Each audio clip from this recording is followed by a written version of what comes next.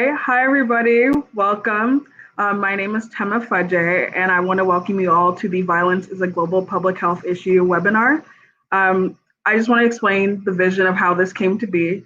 So as you all know, 2020 was a very, very tumultuous year, and it was not just tumultuous here in the United States, but it was also very tumultuous across the world. We saw issues with NSARS in Nigeria. We saw the Anglophone crisis was still going on in Cameroon. And so we all thought, especially with SNMA, with the International Affairs Committee, that there was a space and a need to discuss state-sanctioned violence across the diaspora. So we are very, very lucky that we have two really great panelists to talk to us today, just to ask and discuss more about violence as it pertains to all of us across the diaspora. So first, I want to welcome Dr. Ajala. So everyone, give your virtual claps for her.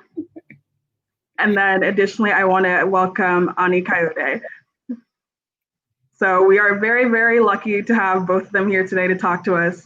And so feel free in the comments, if you have any questions, drop them there, and so we can talk about them later. But we are just going to get started. So our first question today is, according to the WHO, violence is among the leading causes of death worldwide for people aged 15 to 44 years of age. For many people, making the connection between medicine and public health and violence, particularly state-sanctioned violence, is not easy to do. In your opinion, what is the role of public health and medicine when it comes to mitigating violence against Black people?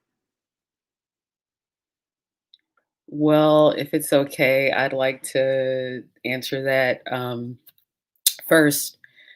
I would first say that public health, as it stands in this country, in the US and abroad actually, has been shaken to its core. And I think part of that has been a true reckoning with the leadership that has been needed amongst physicians and public health officials to really stand for the issues that the public is facing. And everything that we are facing is not just medical per se, or like as far as like disease. Part of what we've been facing is gun violence.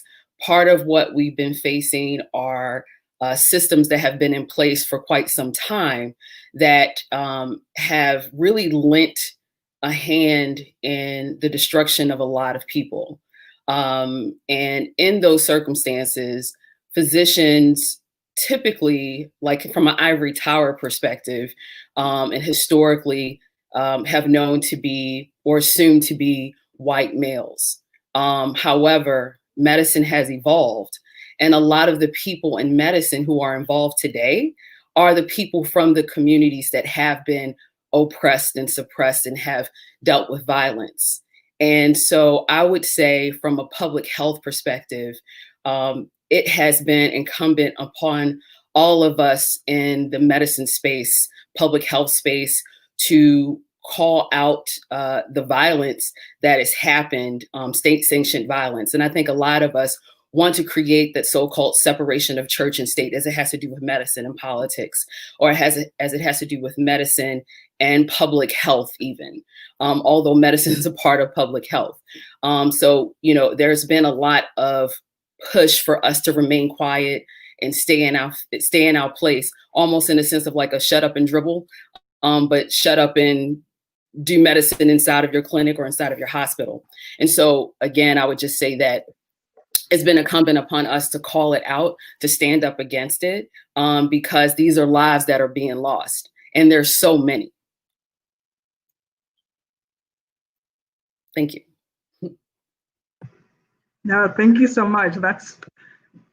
We too often look at them as two separate beings when really on so many sectors, they really do intersect. Yes. Yes. All right, well, another question that we have, I don't know, Ani, if you have anything to add to that, to what Dr. Ajala said.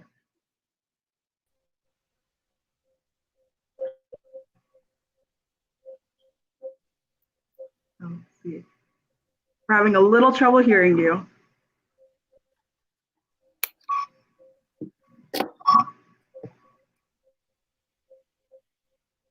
Okay. Okay. Well, just while he's figuring out the sound, I just want to add one thing, if I can, if it's okay. Of course. We come from the communities that are affected. Doctors of today, 50% plus are women. We're still lagging behind as far as Black men in medicine, Latinx in medicine, Black women in medicine, Indigenous people in medicine. We're still lagging behind, but there is some representation. So we come from these communities that are affected. And so for us to turn not a blind eye, but just to worry about how we're being perceived is to almost function without, like a limb, because we are part of our communities are a part of us. So for us to remain silent when it's our family members that are being harmed, when there are people that look just like us, because when we leave the hospital, we're not in a white coat when we're going to the supermarket. We're not in a white coat when we're, going out doing daily things. When we're on a run, I don't have anything on that says Dr. Ajala. And as a matter of fact, when I'm in the hospital, I can have on we're having some echo there. I can have on a white coat that says Dr. Ajala with all my credentials, and I'll still be assumed to be a cleaner. And that's not to say that a cleaner of the hospital is less than. It's just that I'm never assumed to be who I actually present to be. And so a white coat, as someone has said before, a white coat won't save me outside of the hospital. So when I speak about state-sanctioned violence, I am speaking for my community and for myself, because I could be next as well. Yes, everything about that. I know my parents used to always say, it's not like we have doctor or engineer or anything like that across our forehead. We're, at the end of the day, we're Black. That's it. All right, Ani, we're glad to have you back. Okay, can you hear me now?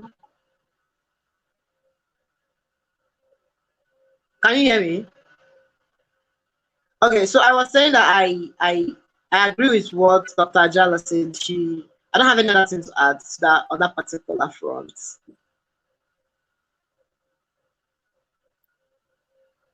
What we're gonna do, I'm just gonna go to the next question. And again, feel free in the chat, if you guys have anything that you'd specifically like to ask, feel free to drop it in there.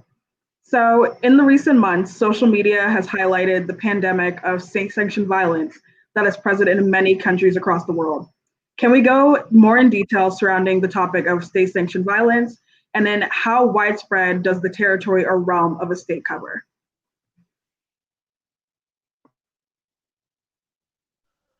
Can I take this question?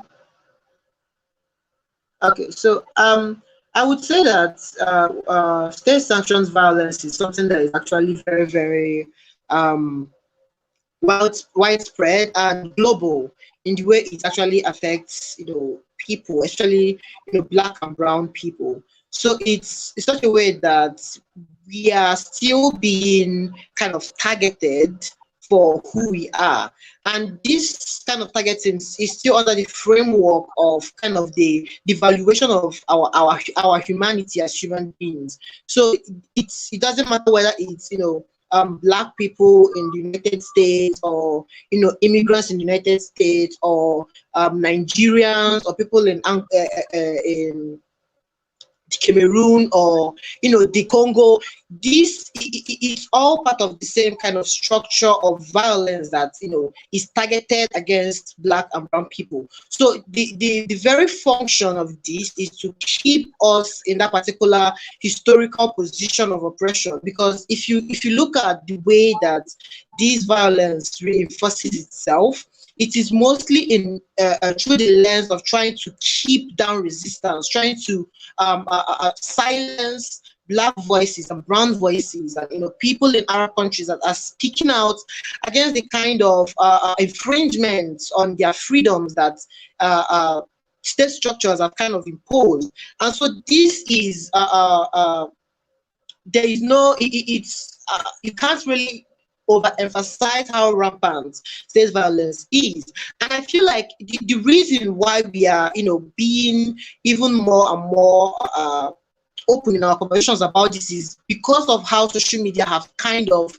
democratized media in such a way that even like the anybody on the streets of Nigeria now has access to actually, go online and have their voices heard, go online and have the tools basically to document what was happening in Nigeria during the massacre that happened during the NSAS protests, where the Nigerian military basically opened fire on protesters. It was citizens, not even the media, that were covering these events. And after that particular incident happened, the government basically tried to cover everything up. They created an alternative narrative, and they had media, very, very high profile media houses going along with their tune. And so you have to basically wonder, like, if we individuals didn't have access to internet, didn't have access to video coverage, didn't have access to the tools which actually document this violence as it was happening, nobody would still know about it. It will all be like, oh, there's something, they said something happened, but nobody can verify for sure. It was because Nigerians on the ground had the tools to actually document it in real time that it was able to be, brought forward and counter the words of the Nigerian government. So I feel like that's kind of the reason why we've been seeing kind of the unraveling of the veneer of democracy that exists in so many places, where all these things are being basically exposed, and it's so systemic, and it's as if we're almost shocked about it.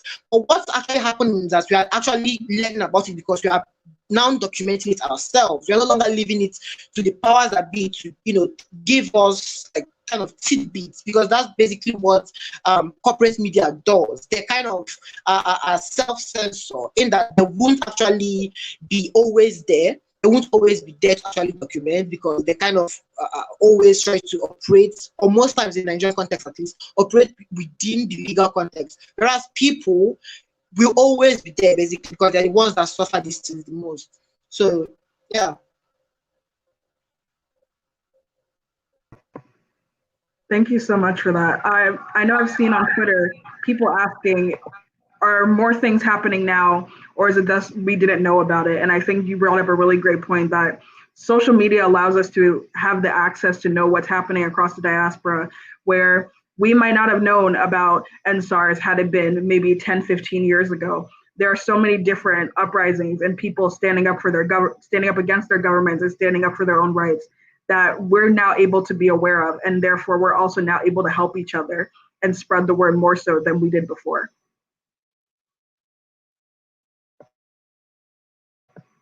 Dr. Ajala, do you have anything to add for this one? Yes, if I could. It's going to like a little history trip. I would say that state-sanctioned violence is an extension of the power structures in each country that has been exposed, right?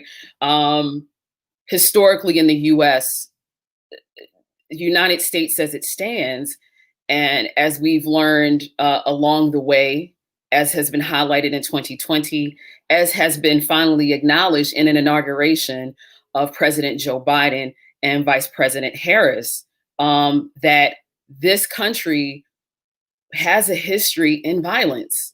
This country has a history rooted in violence as it manifested in genocide of Native peoples of this country, as it has manifested in the enslavement of African people.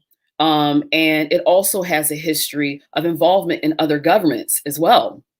And so that history has never gone away. The police force as we know it has definitely evolved. It had begun as slave patrols in this country to keep former slaves or those enslaved in their place. The prison system in this country that has evolved into mass incarceration has been an extent of that, so much so our current president in the United States has been called to task for that. So systemic violence, state-sanctioned violence has been a tool of power in a way. And if something is a web of connected in a web of power, then you are going to see where, you know, media is involved. You're going to see systemic racism and other things play out, where you see systems, government systems, hospital systems play out, where that violence is not just gun violence. It's violence that has to do with access to food, as it has to do with access to jobs. And then the history of Nigeria and other African countries. Nigeria is a very young country. So, you know, we're talking 1960, October 1. But the beginning of Nigeria, the name Nigeria comes from the Niger Company. And that colonization that happened with Britain, and that particular company that decided to protect, quote unquote, protect that territory. We had liberation, to speak, 1960, where certain powers were put in place. And, you know, those presidents following, some of them outside of Nnamdi Azikiwe, some of them were connected to power structures in Britain and monetarily to other companies that did not look out for the best interests of Nigerians overall. And so what you saw,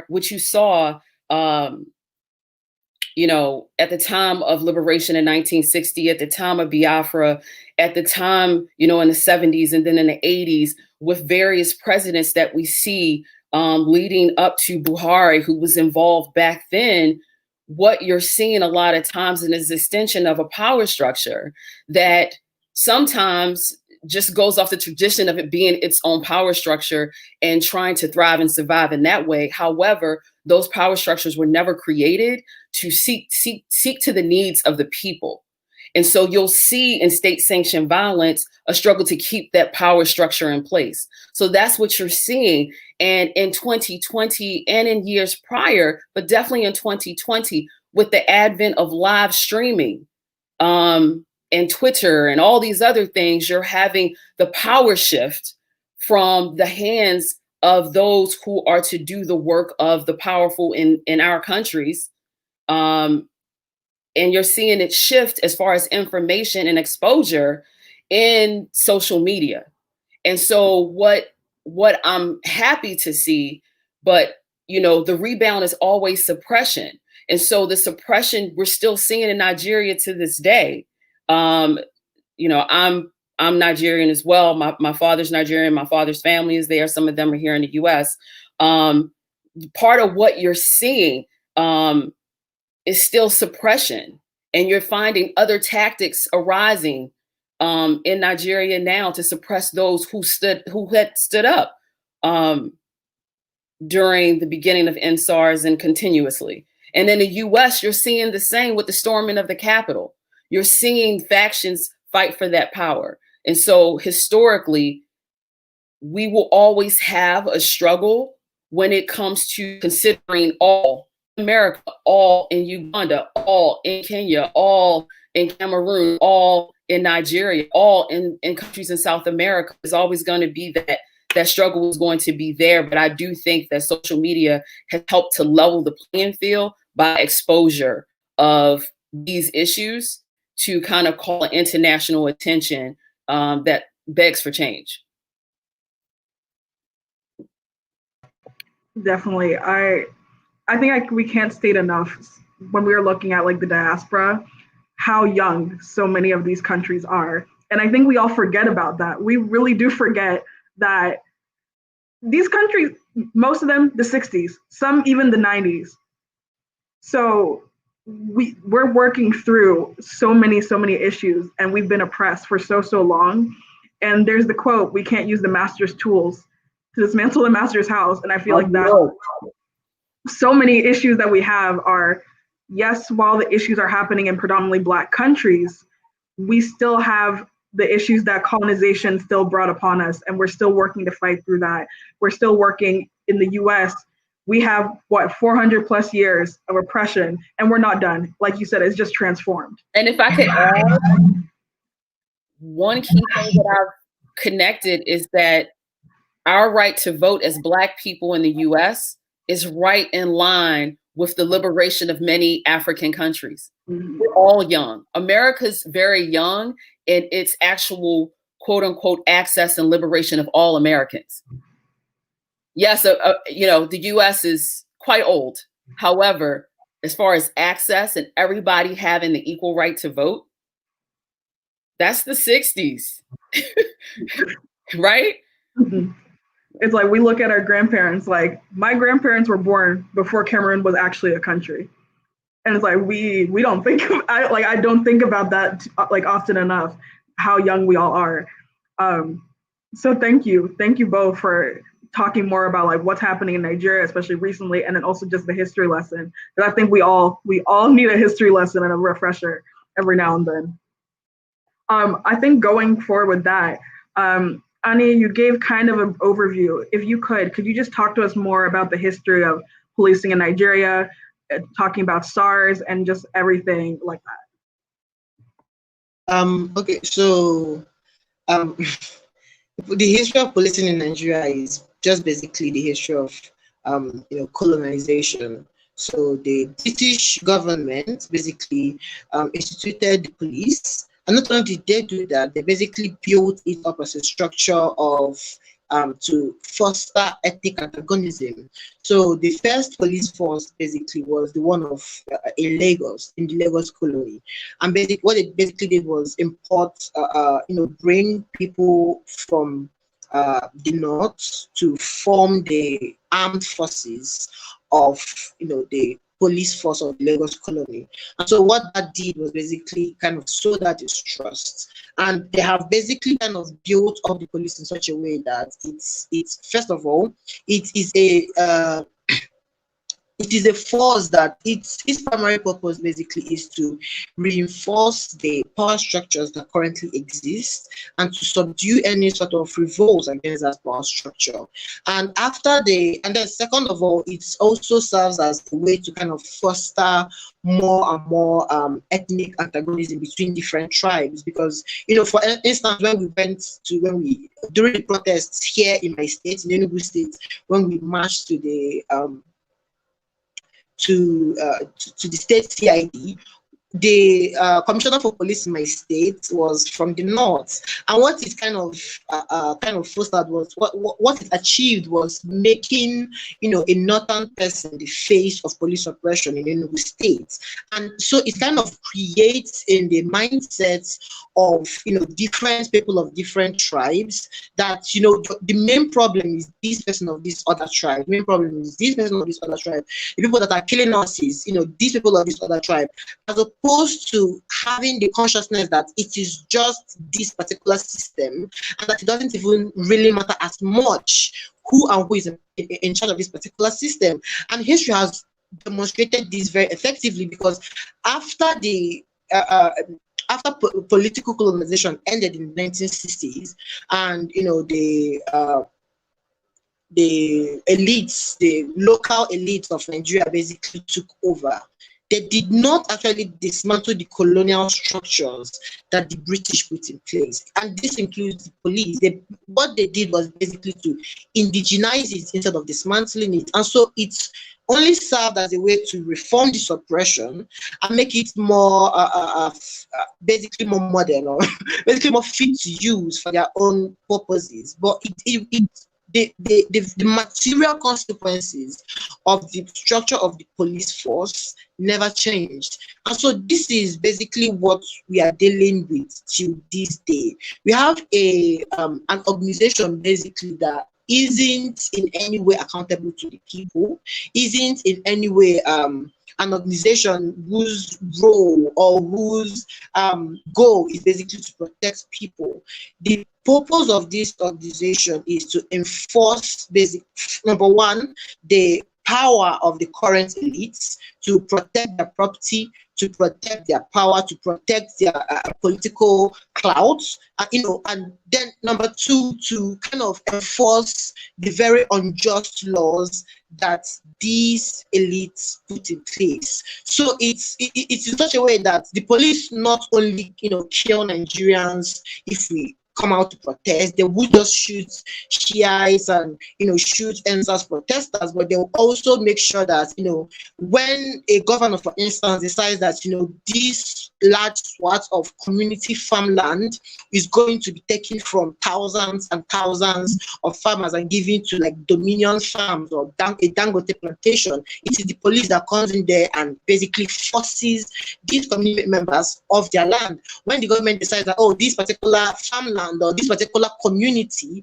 is now going to be basically destroyed by oil companies, and it's too bad for people living there, it is the police that will come in, and it's police that are going to, with set of gun, with batons and all sort of forces behind them. They are the ones that are still going to come in and enforce that. And so this is basically what the police basically does. It is their role is consistently, and this has been the same throughout the colonial era, has been to enforce the economic system basically that favors the political elites of the capitalist elites of this country. And this includes whether it's our local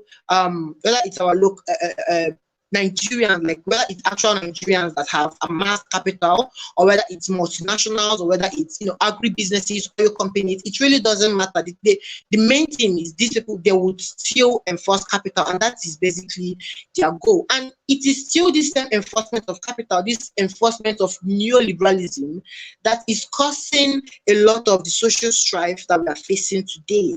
It is this same enforcement that is causing a lot of strikes that people are going on, which are then like responded to with guns. So it's kind of like a cycle of violence where the ruling class continue to take and take and take, and their armed force, which is the police, just continue to suppress any sort of dissent that rises up to challenge this dehumanization that Nigerians are put under.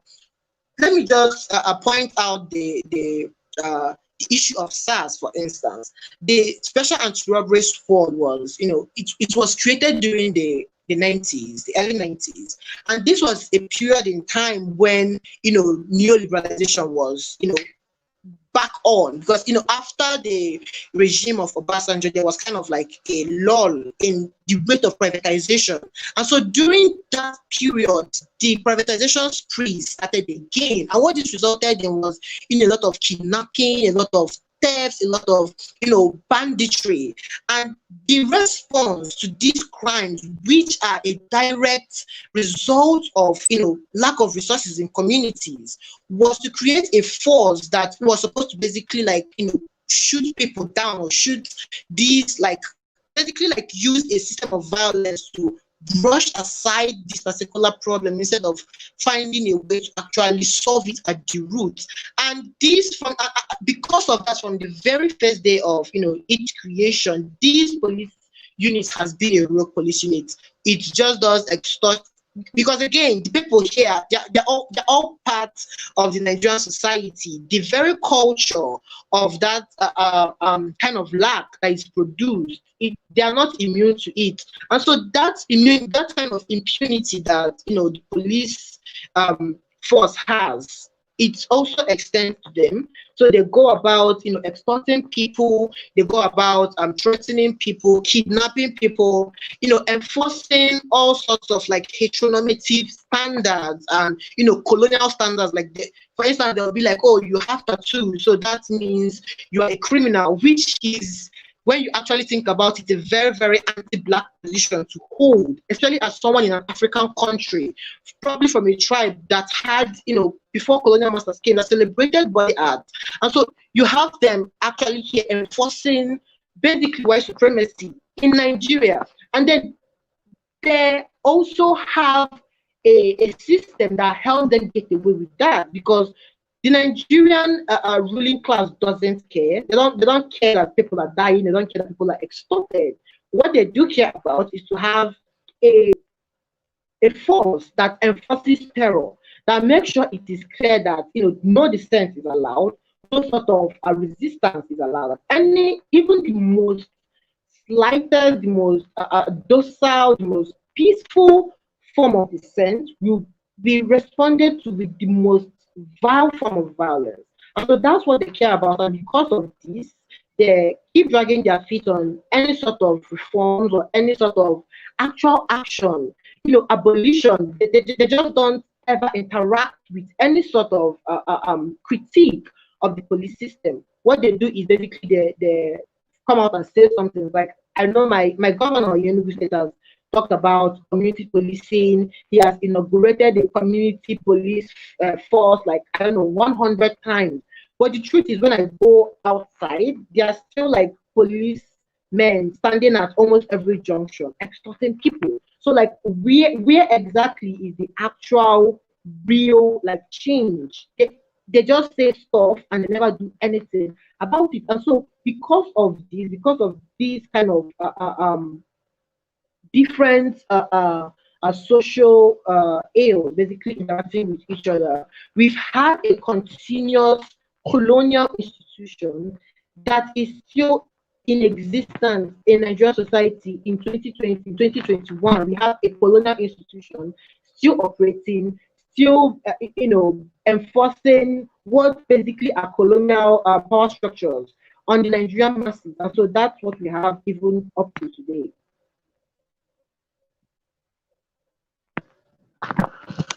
Thank you for that history lesson. I think a question I have is that we know that you talked about SARS, and we know that this is all a continuation of colonization, like you said. How is the current generation, because yes, there is the NSARS, but how are they going and working in the government or working to, I guess, dismantle the structures outside of just SARS alone?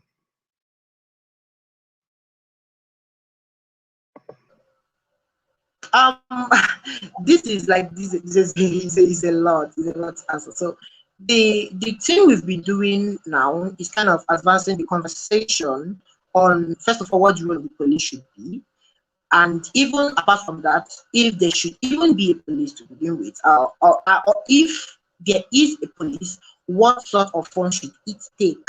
What is the necessary colonial process that is, should be put in place to make sure that we have a society that is kind, that is, safe for the people of Nigeria? So that's like the conversation that has been going on right now.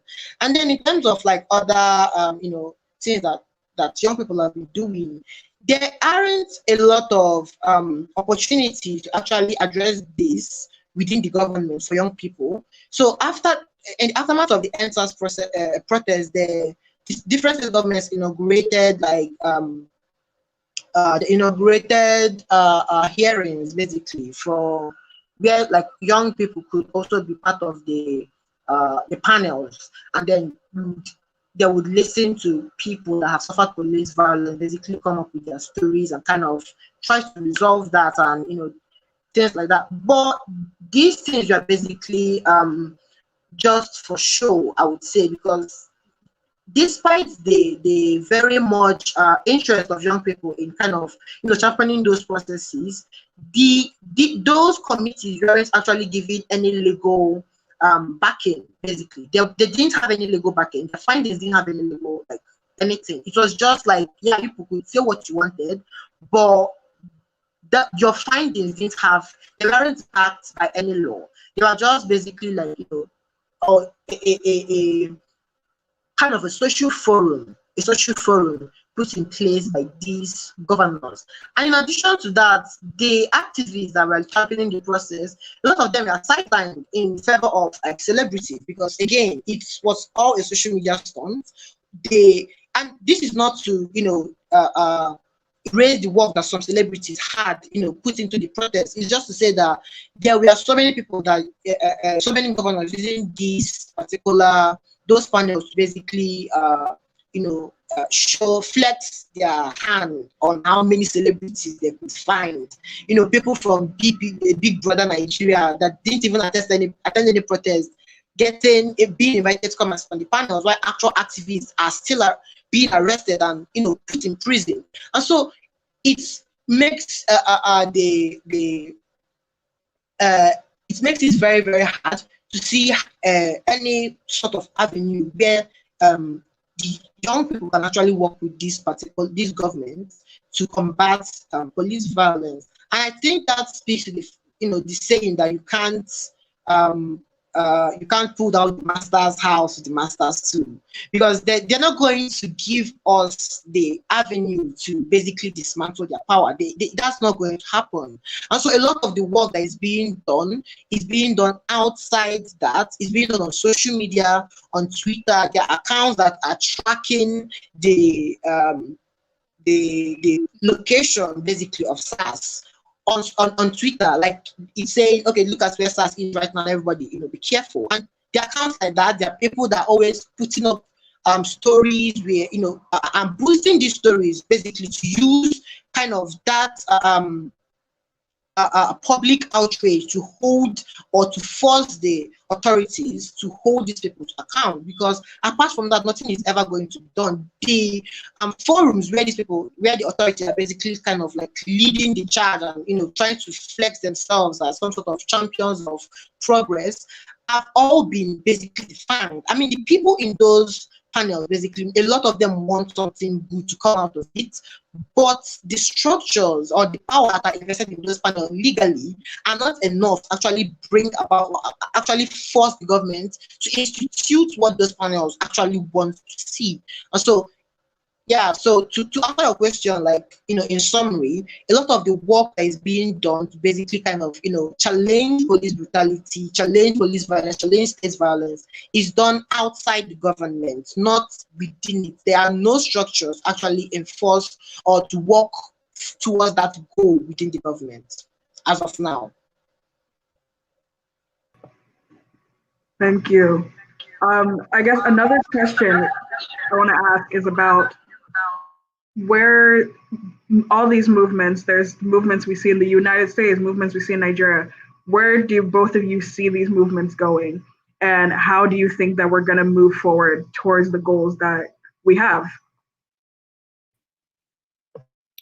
Well, if I could chime in, I want to acknowledge the movement that has been going on and some of the state-sanctioned violence and just what's going on in Ethiopia. They are facing some similar challenges. As a global health worker, I've worked in Addis Ababa. Great, just awesome, people there, and what they're going through, and how they had a spring and summer blackout, an internet blackout, where they could not necessarily get the message out in the way that we've been able to do in Nigeria and in America. And currently, even in Russia, 3,000 people have been arrested for protesting. And you'll see it in countries in South America. And we've talked about some of the countries in Africa and India. Last year, there were protests, over access, over farmland, over COVID-19 treatment. And you'll see it in so many places, obviously, in Hong Kong, and some of the issues that have been happening there as it has to do with changes to the laws there that are more in line with mainland China, and all the arrests have happened there with the umbrella movement. So you'll see all these movements and so many more across the globe that people, and some people say it's been because of the lockdown across the globe, where people have not been distracted by everyday living. I mean, people still have to live every day. People still have to eat. People still have to exist. People still have to survive. But we, in the distraction that can happen with the internet and that can happen with everyday interaction, have been able to move it in a different direction, assess it differently, and use it as a tool to empower ourselves.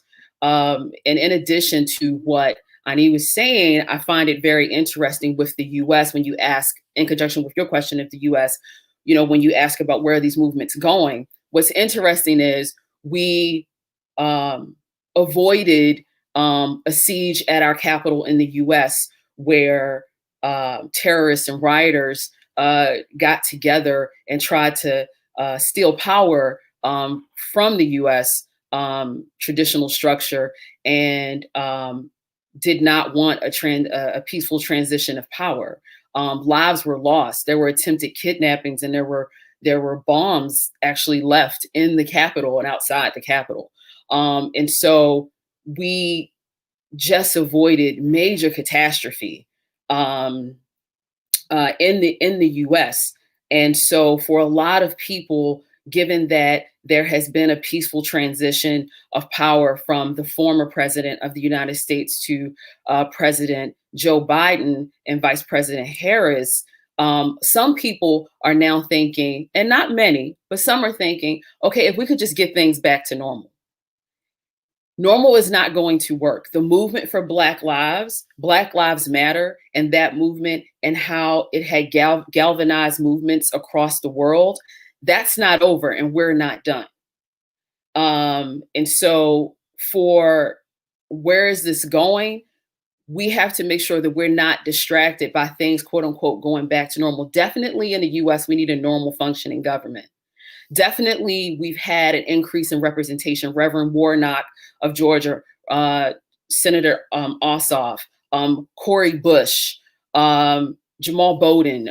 We have so many, and then there's many others. There's the movement here in Georgia, LaTosha Brown, Miss LaTosha Brown, and Stacey Abrams, and what we've been able to do. That's in contrast to what we're seeing in Nigeria, where there's still quite much suppression, and there's not access to those who have the voices, not celebrity voices, but the voices to really create change, the voices in the minds that'll create change. So where would we be going next? I would say, for instance, in the US, is to not get distracted by the fact that we're glad to have a more stable government.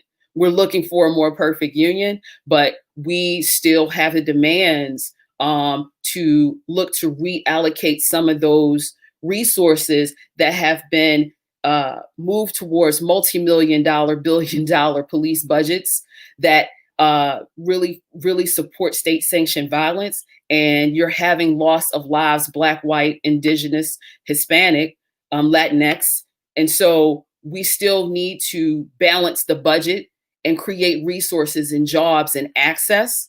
And so the next step is to create legislation to continue to create access and to never forget, because someone else is next, and it could be any one of us. And so for all these movements within, Ethiopia, within Nigeria, within Cameroon, within Uganda, within so many countries, within other European countries and other Latin countries, and in China and other Asian countries, what we need to see is continuation of hearing our voices, but now we need, as Shirley Chisholm talked about, a seat at the table, and we continue to need one. I know a lot of people are like, well, just create your own table.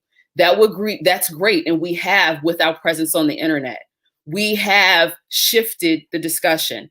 We have called for a shift in power, but we do need representation. We deserve representation to carry on those ideas and those ideals that these governments supposedly hold themselves to.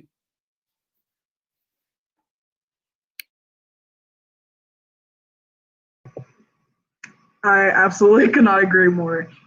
A seat at, having our own table is great, but we definitely need to also have that representation and that voice, because otherwise, if that's a table everyone is paying attention to, we go unheard. I think a question I also have, and again, everybody who is here watching, I want to thank you all for being here. And please, if you have any questions, feel free to drop it in the chat.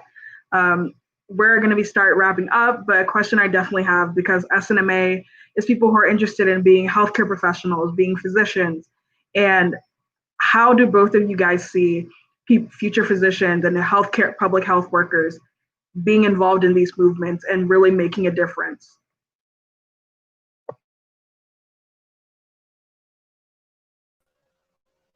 Let me just. So I would say that I feel like the role, or basically the end goal, or what I see in the future, the basic how I think healthcare workers can have more and more kind of like input in the fight to end state violence, police violence specifically, is through more and more democratization of these institutions. So I mean this in terms of, having more empowered unions that, can control and can have more power, basically, in terms of, forcing the government to institute a certain this or that legislation.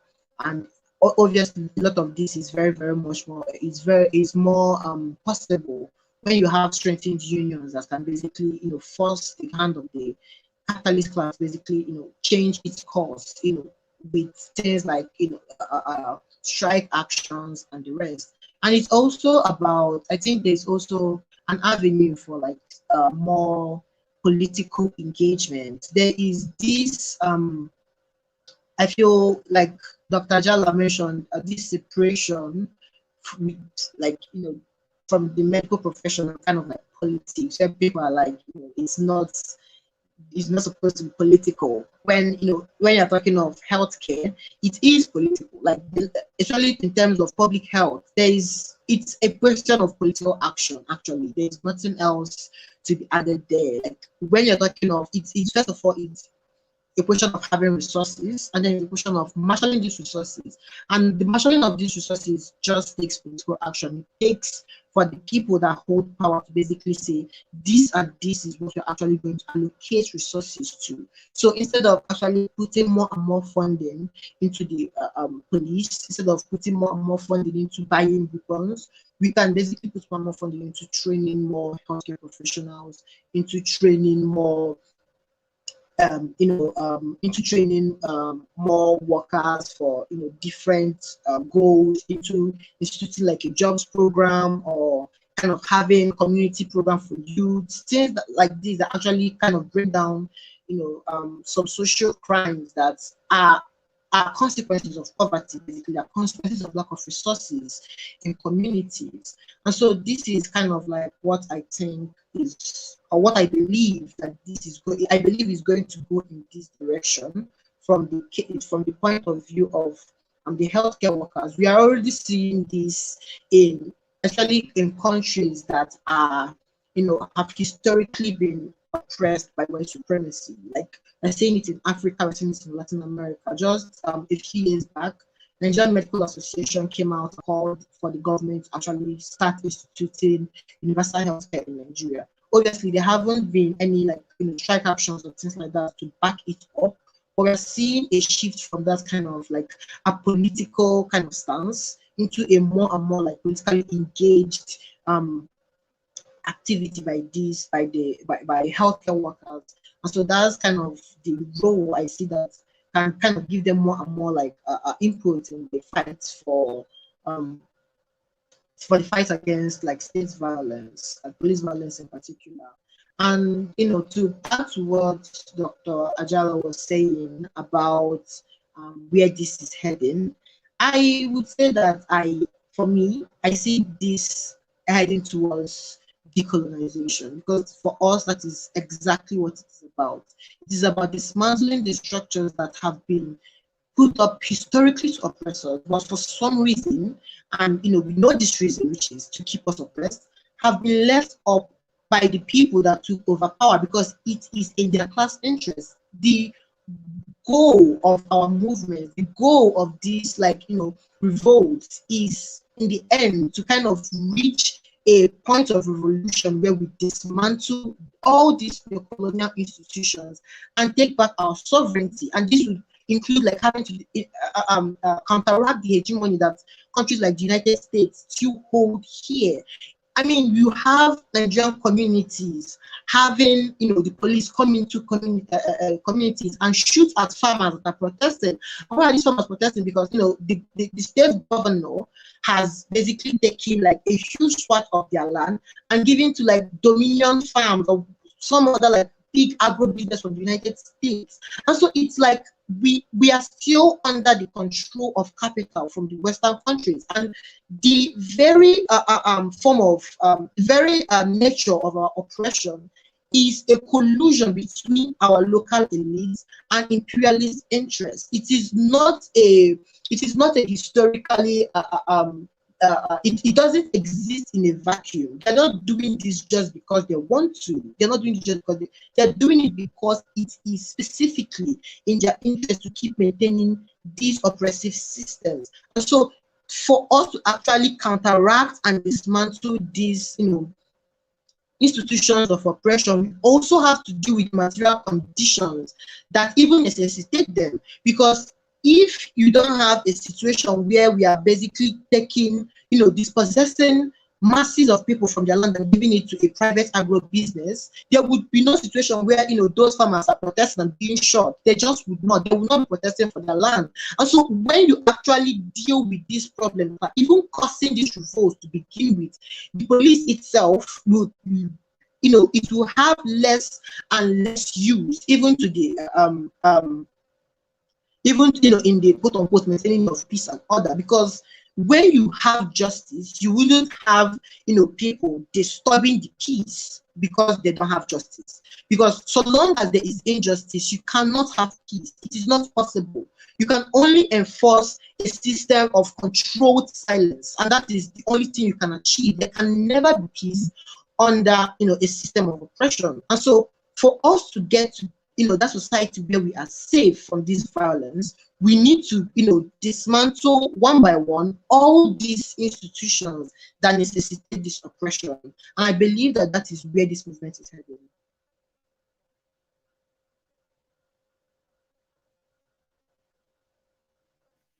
If I could add what Ani's speaking about, in a sense, abolition.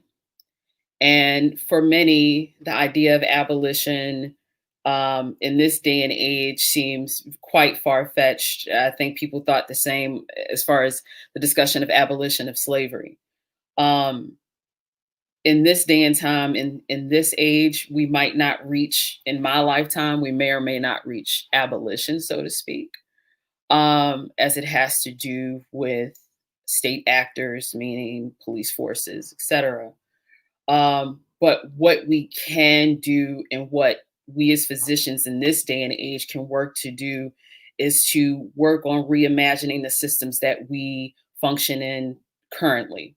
One thing that we learned in the Capitol, the attempt in seizing the Capitol on January 6th, and before I get to that, I'd like to say, when you look at state-sanctioned violence, it seems to be the same almost across the globe, just insert name of country here. It is so similar. But at the Capitol, we were able to see, there are a lot of caveats, but we were able to see police officers interact with rioters and terrorists. And yes, there were lives lost. But in general, knowing how to interact with populations actually violent and not returning it with violence. Now, mind you, it has been found that some of those police officers were a part of what was going on. So I get that.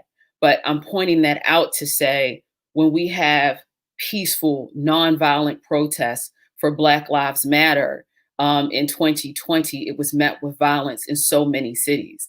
And this wasn't just young Black people who were protesting. These were white people, indigenous people, these were Latinx people, people of different genders and different preferences, different expressions, who were protesting, who were met with violence. And so we're seeing just from the Capitol attack that it can be done differently. We've said it a million times, we'll say it again. And globally, it can be done differently. Another thing that we have to point out as physicians when we want to call out state-sanctioned violence is that we need to look at shifting some of the resources or investment in public health, investment in mental health, because a lot of what we're seeing are police officers who are not at times, interacting with protesters. We're also seeing them on a day-to-day basis being called for mental health issues at homes, and they are not trained to deal with these situations from a medical standpoint. They are not mental health professionals, and they're being called for that. We need to invest in that. And we need to invest in our institutions that can help people with mental health issues. We need to invest in institutions that can help people get out of poverty. We need to have a living wage. We need to have access to healthcare for everyone. And so we as physicians and public health officials, public health workers, we need to call the government to task to reallocate resources, or at least invest in the mental health and the physical health and the wellness and well-being of communities, which starts with nutrition, access to jobs, and safe neighborhoods, and looking at how many guns are coming into communities, and looking at drug addiction as mental health issue for all and not for certain people. Another thing that we need to call out is we need to look at the infiltration of parts of the military, whether it be small or whatever percentage that you want to discuss. The FBI said, what, 10% or less? And police forces with militias and white terrorist groups who, when they infiltrate these police forces, they have anti-Semitic and anti-Black, anti-Indigenous, anti-Latinx agendas. And that's just the same as you would see within SARS. They're carrying out colonial agendas. They're carrying out agendas that don't prolong lives. So we need to look at that, and we need to actually call that out.